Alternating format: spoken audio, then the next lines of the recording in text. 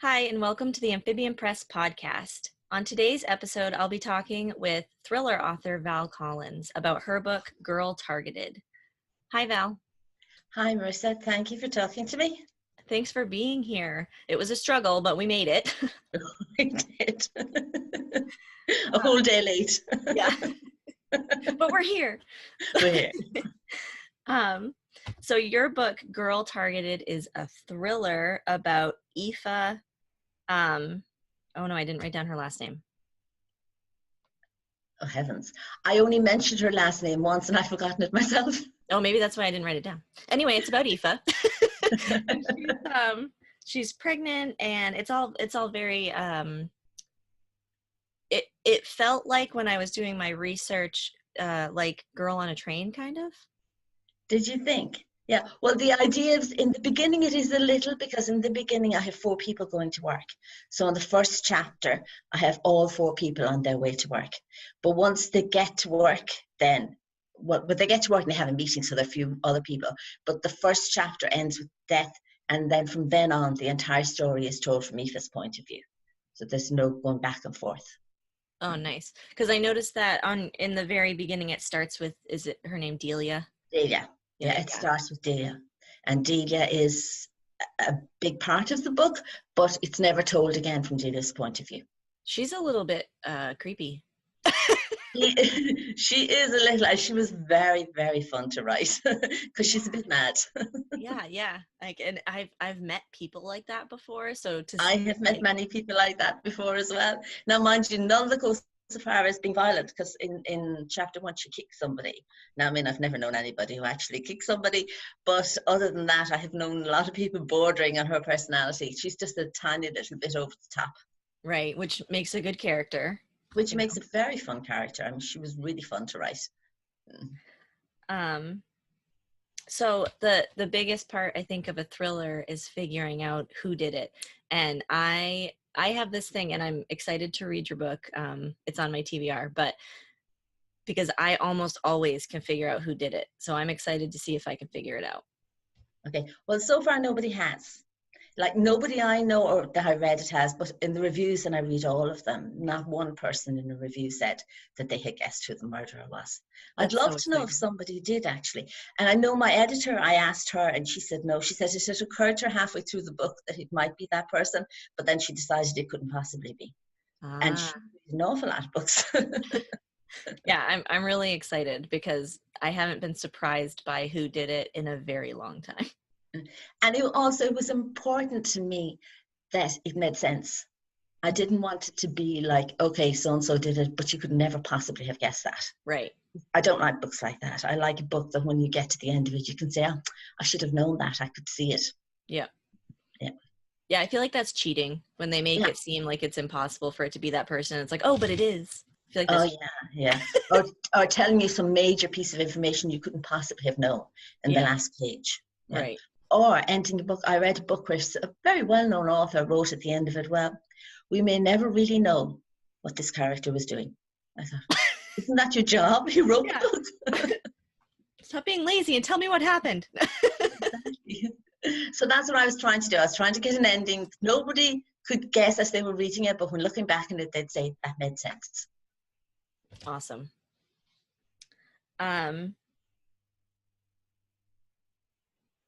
Oh, and then you mentioned that Aoife goes on maternity leave, but maternity leave is a little bit different in Ireland. So do you want to talk about that? All right. Well, somebody, when they were talking about the book, said they thought it was strange that my main character is about to go on maternity leave when she's offered a temp job, and she accepts it for 1 week. So she tells the girl in the agency that she's due to go on maternity leave in 1 week's time. And some people in America thought that meant she was due to give birth in 1 week. But in Ireland, you have to go on maternity leave 4 weeks before the baby is born. So she was actually 5 weeks before the baby was born when she takes the job. And then there's a break, because in the book, she goes to work, she works for 2 days, and then she goes she has a baby earlier than expected. So the book starts again 3 months later. Oh, okay. Mm-hmm. So by then she has a daughter. And when the book ends, her daughter is 8 months. Okay, so it's like over the span of almost a year. Yeah, Or a year. exactly. Mm-hmm. Because there's, yeah. Yeah. um, so in chapter 1, you have 4 characters. Do you want to tell us about the 4 characters? We talked Okay. about Delia a little bit. In chapter 1, I have people who are coming to work. So there's Delia, who's the HR manager, and there's Aoife, who's the main character in the book. There's Laura, and there's the 3 of them on the way to work. And when they get to work, they meet Dan, who's the CEO. There are also 2 other people who work in the office, but they're minor characters, so I won't bother about them.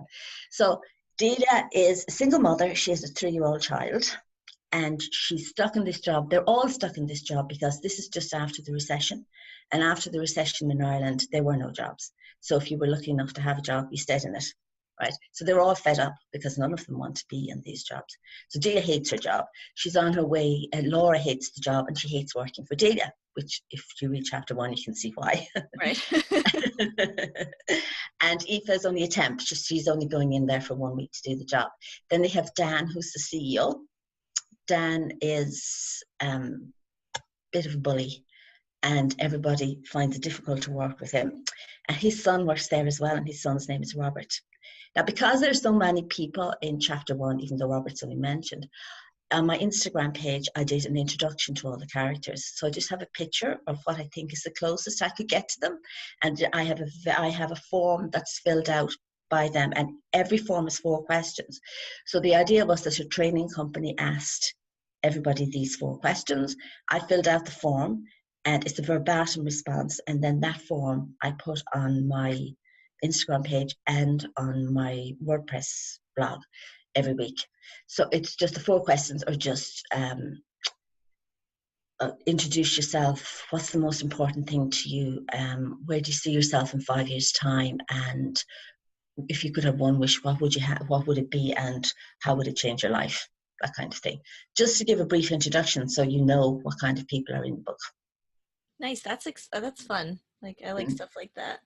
Yeah, well, I was trying to do something that would make it a bit easier if people thought there were too many characters. But then a lot of people didn't have that issue with it. It was just 1 or 2 people said they thought there were too many characters. Yeah, there's people that just can't do multiple like point of views or whatever. And I've met a couple of them because my books have, multiple point of views.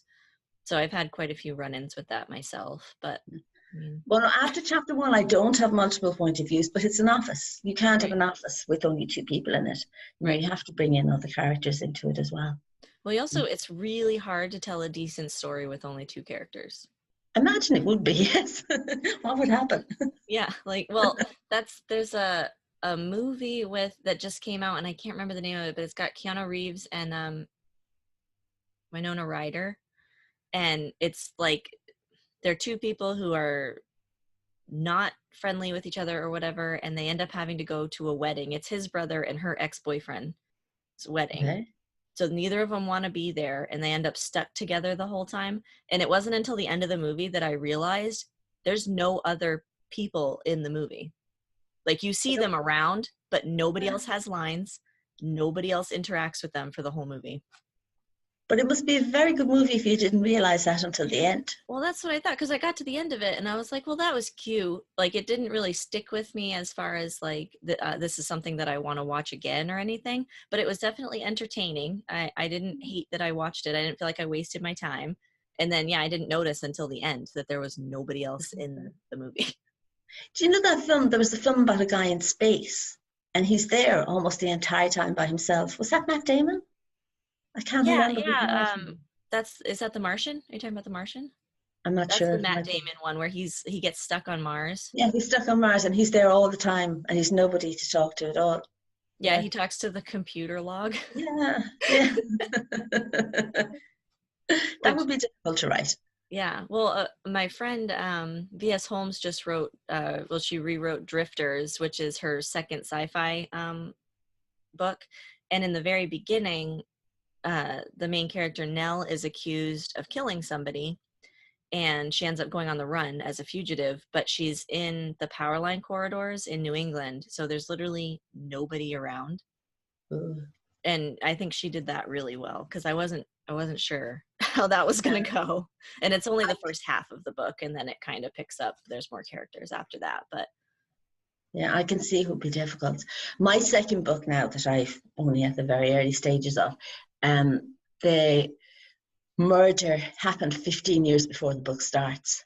And I'm struggling with it because I don't want to go into the past. I want it Mhm. all to be in the present. And I'm struggling trying to find enough characters. Who am I going to have them talking to? Like none of these people around now. um have you watched any of those like cold case files, or No, I've never watched that. because I'm that's where they literally pick up cases that are years and years and years old, like, mm-hmm. because I don't know how long it is before a case is considered cold. I think it's probably when the lead detective decides it's cold. That's what it seems like. but but seeing that might help, because you get to see the different people who come in and have information and how they track people down who might have Oh, known. And there was one that I watched that was literally about bodies that were never identified. I think it was called Jane Doe or something. And that was cool because they had to find the families of the victims before they could even start to figure out what happened. interesting. I must check that out. Yeah. Um, So there's a murder, obviously, because it's a thriller. Do you want to tell us a little bit about the beginning of the book and what starts everything and how Aoife is involved? Okay, well, the beginning of the book is Aoife comes to work. Her Most of the book is just her first day. So it goes through her first day, mostly Delia's experience of her first day. Aoife's not in the first chapter very much. It just mentions the fact that Aoife thinks she has a stalker. So she's on her way to work and she thinks somebody is following her. So then at the end of chapter one, somebody is killed. And then on the first day of her, and the second day that she works, it begins with Aoife arriving to work and she finds the dead body. So Oh, that Aoife, because now by this time now she's a mother and she's trying to find a way to combine working from home and she wants to work from home. She wants to get a bit of money in and she's not earning much as a temp. So she had trained as a journalist, but she'd never been able to find any work in that field. So she decides, because she found the body, this is a very good way for her to break into journalism. She can write the story of, oh God, now I just said who the murdered person was. She can write the story. She can write the story of how she was murdered and all the rest. So she starts looking into that. But then as she looks into it, other people who are involved get a bit unhappy about this, and it becomes obvious that she has become the murderer's next target. Also, everybody she works with, even some of the people who she considers to be her friends, have secrets, and everybody is lying to her. interesting.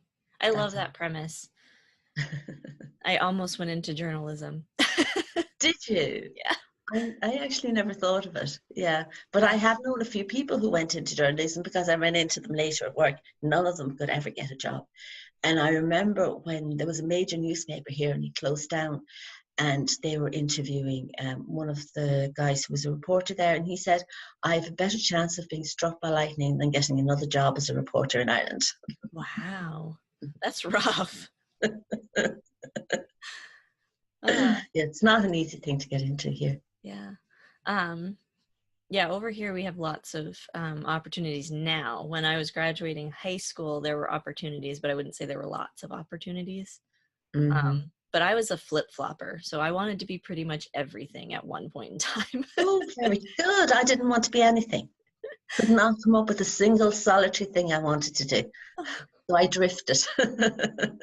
Well, the funny thing is I started out as I wanted to be an author and a writer.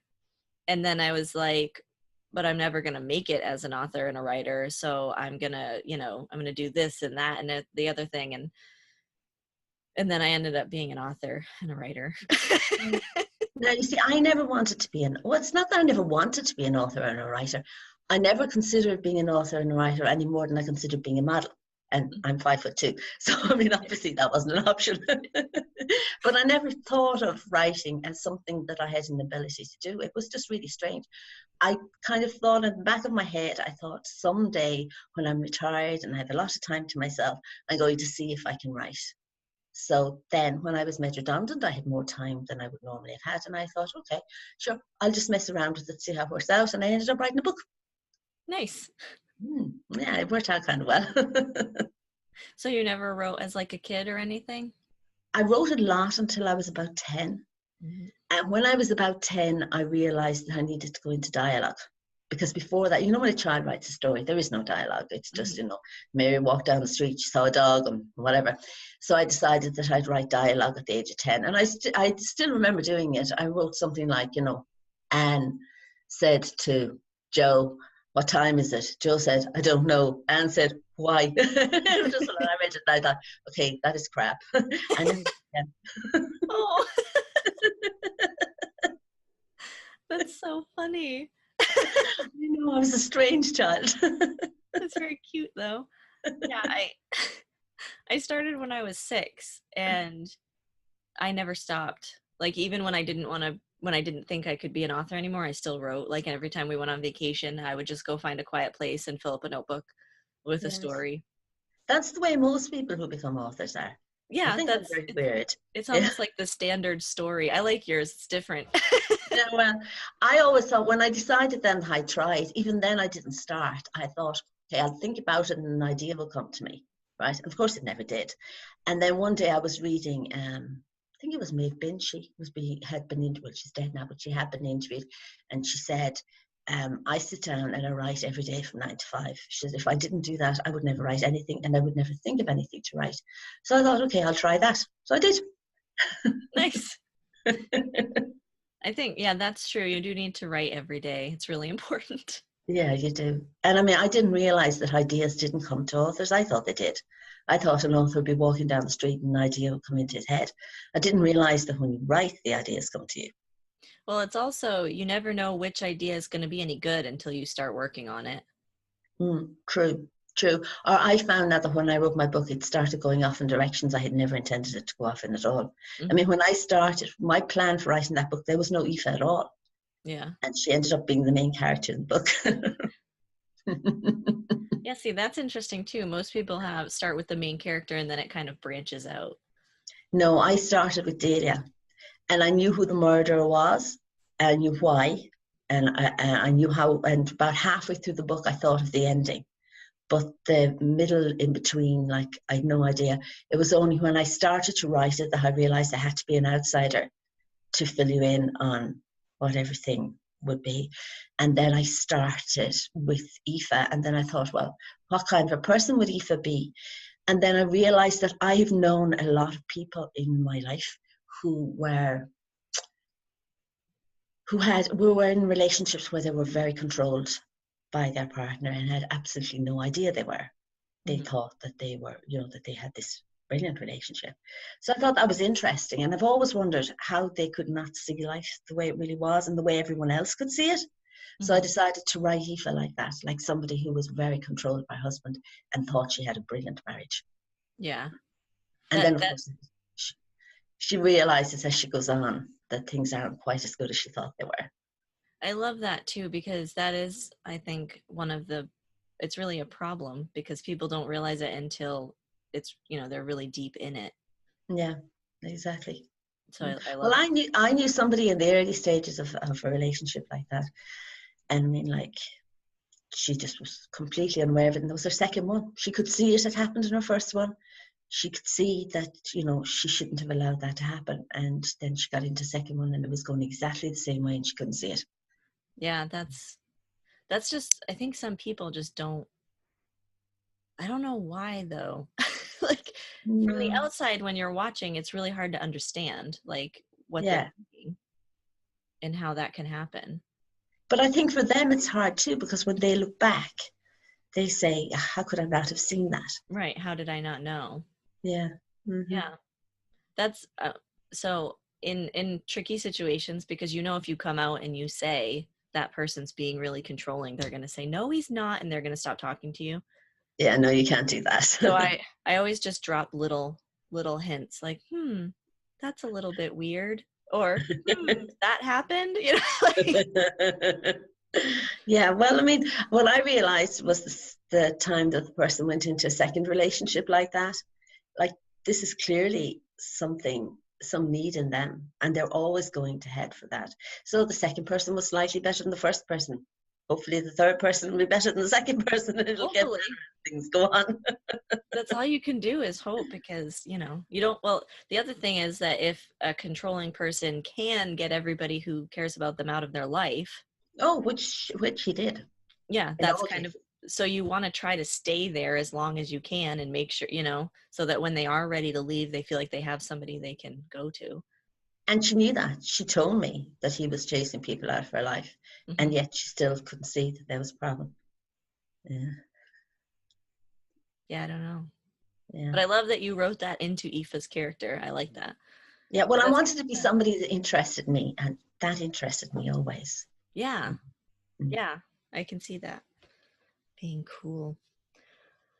All right, so do you want to talk about your new book? I know you're in early stages, but... well, there's not an awful lot I can say about it, because it's at such early stages it might change direction altogether. Oh. But basically, it's some of the characters in the second book, and it's another murder, and it's just trying to figure out who did it. But like, as I said, the murder took place 15 years earlier, and because I'm having difficulty with that, I'm not even sure I'm going to stick with that. I may change it. Yeah. Yeah. So there's really not an awful lot I can say at this stage. Okay.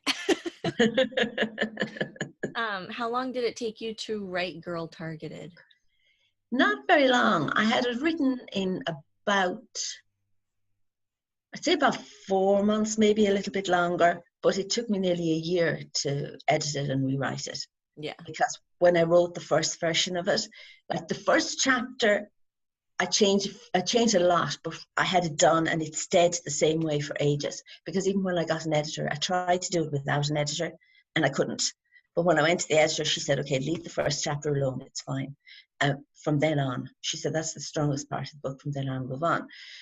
But the rest of the book, like, because I had no formal training in writing at all, I hadn't understood how to do suspense. I knew it wasn't suspenseful enough. So she taught me how to do the suspense. And also it wasn't long enough. So like she would say to me, okay, you need something else to happen here. And you need something else to happen here. So the book kind of patched itself together as it went along. But it worked out very well. But because of that, and because I sent it to her, she sent it back to me, and I worked in it and sent it back to her again. The whole thing took nearly a year to redo it. And it was painful. It wasn't a pleasant experience trying to edit a book, but I was pleased with how it ended. But yeah, writing it was real fun. I had so much fun writing it. Yeah. I'm glad that you mentioned the editor helping you in that way, because I think one of the main issues with a lot of books today that are self-published is that they don't work with the right kind of editor. And a lot of people, like even my first book, when I was getting ready to publish it, I thought all I needed was somebody to look for typos. Oh, no. So not what it needed. Well, you see, when I had written the book, I decided that when I first started, I had this idea in my head that I was not spending a penny on this book. This was a hobby. It wasn't meant to cost money. I was going to sit down, I was going to write, and not 1 cent was going to go in it. So then I decided halfway, and I did a lot of free classes. On the internet, you can do an awful lot of free introduction to writing and free those. And I did a lot of those. And I was really pleased because I was spending absolutely nothing in it. I thought this is going really well. And then I decided that I'd try class. So I did a 6-week night class, which is fine. And I did learn a little from it. But it was at that class I realized that wasn't really what I needed. I needed one-to-one help. So I started looking it up and researching it. And somebody mentioned, because I knew nothing about the business, I was terrified that I would end up with somebody who was just going to rip me off. So I found somebody who was well known. I can't remember who he was, but somebody well known on the internet mentioned Cornerstones. So I looked them up. Did I say that right? Is it Cornerstones?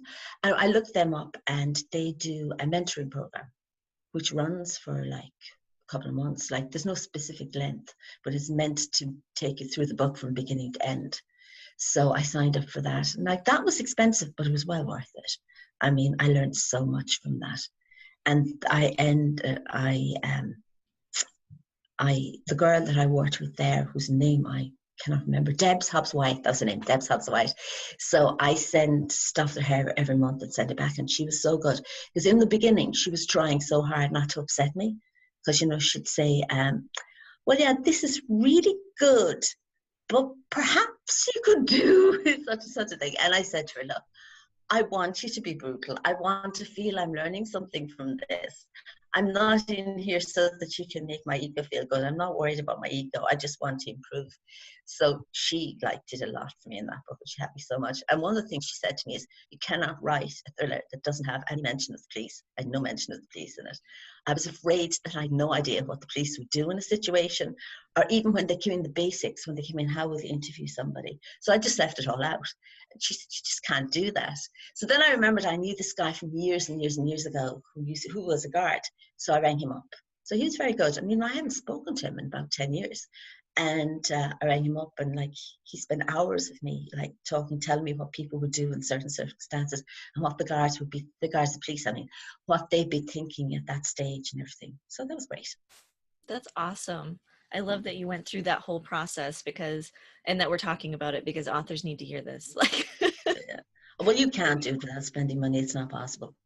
Right. Well, yeah, it's not possible to do it without spending money, but also making sure that you spend the money in the right places. In the right places, yes. Yeah, it's hard to know what that is. And it is hard to find an editor who isn't going to rip you off, because all you have to do to be an editor is say you're an editor. Yeah, I know. So I always say get recommendations. I use the story grid. I like the story grid. That's my thing that I use, but it's like a textbook for editors that Sean Coyne created. He was an editor in New York City for 25 to 30 years. I don't know. Oh, right. But he was so he came up with this because he was like, when he started being an editor, there was no training or anything. Uh-huh. So he created it for editors, and it ended up being a really good tool for authors. Oh, very good. I never heard that. Once I got to know a little bit about the world of writing, everybody I use now, I check on the Alliance of Independent Authors, but yes. I didn't even know they existed beforehand. Yeah. I was very, very naive when I came in. And even when I was doing my cover for my book, people said to me, by then I realized you had to pay for covers. You couldn't go messing around with the cover, but I had no idea what I wanted. Like, the man said, what do you want for your cover? I said, I really have absolutely no idea. Do some covers and show them to me. And even then I wasn't sure. Yeah. Well, I think your cover is definitely right on target, so you did good there. Good. Yeah. Well, that was my cover guide, because I had no input into it at all. He gave me 2 covers, and I had, when I first got it, I had a girl do my book launch, and she said, I like 2 and 7. And because there were about 8 covers, and she said, I like 2 and 7. And I said, I hate 7. So we went with 2. That was the entire thing. Yeah, because it fits right in with Gillian Flynn and the other one. I feel bad because I always think that she's Gillian Flynn and she's not. Gone Girl and Girl on a Train. Anyway, those authors. It fits right in there. Paula Hawkins, is it? Yes, that's it.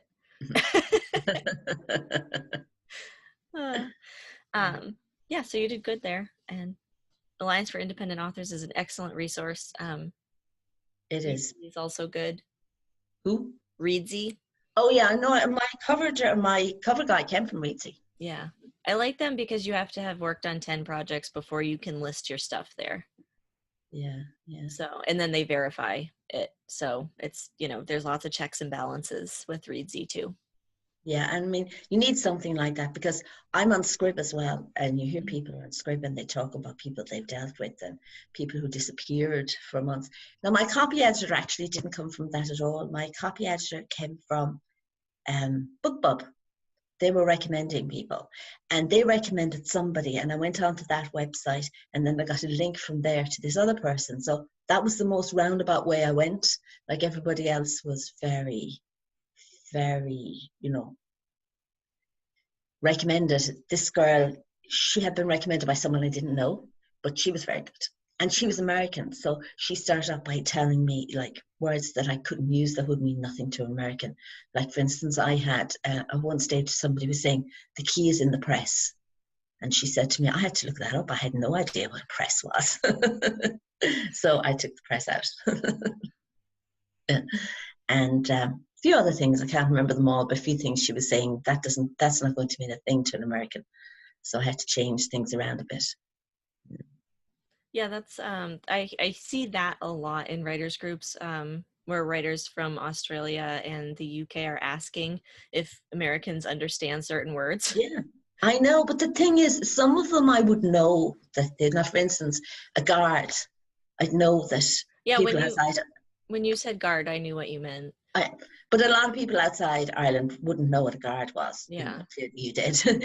But I knew that. But things like the press is the most obvious one that comes to me, because some of them I kept and just explained it. But press I had to take out altogether. It never have occurred to me that people didn't know what a press was. It What do never. you mean by press? Sorry. What do you mean by Oh, press? a cupboard or a closet. Oh, yeah. See, I wouldn't have. Yeah, you call it.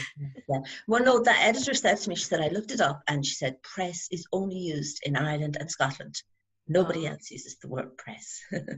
But I remember I went to New York years ago, and I had never been in New York. And you know the way you read, the people in New York can be a little bit abrupt. So I mm. went down to the receptionist in New York and I said, can I borrow a biro? And he looked at me like I had 10 heads.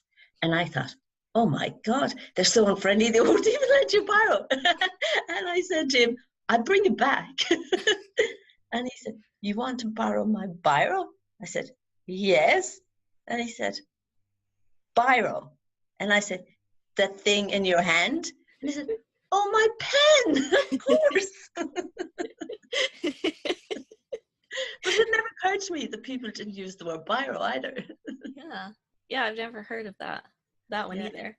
No, Ireland and England, people say biro all the time. Yeah. Cool.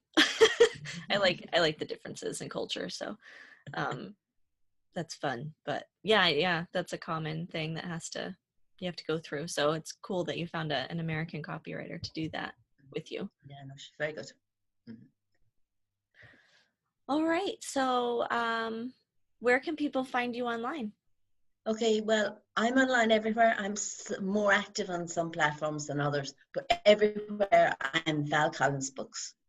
So Okay. I'm Val Collins Books on Twitter, I'm Val Collins Books on Facebook. I'm not active on Facebook, not really, but I have a few things up there. I'm Val Collins Books on Instagram, on Pinterest, where I'm not active either, really. What's left? Twitter, Facebook, Pinterest, and I have a blog. Your website, yeah. My website is Val Collins Books as well, and my blog is on my website, obviously. Mm-hmm. Okay. And I will put all those links in the show notes so people Okay. can find you and your book. Oh, Girl great. Targeted. Girl targeters. I'm excited to read it. So Oh, well, I hope you enjoy it. And if TBR you do list. guess the ending, let me know. I'd I love to will. know if somebody guessed the ending. I will. I kind of hope I do, but I also kind of hope I don't. I kind of hope you don't as well. It would be cool to be the only one, but at the same time, I want to be surprised. Well, yeah, it would actually be nice to have one person who said, yes, I guessed it, but I prefer to think that nobody can guess who did it. All right, so be sure to check out Val Collins and her book, Girl Targeted. All right, thank you. Okay. Thank you very much, Marissa.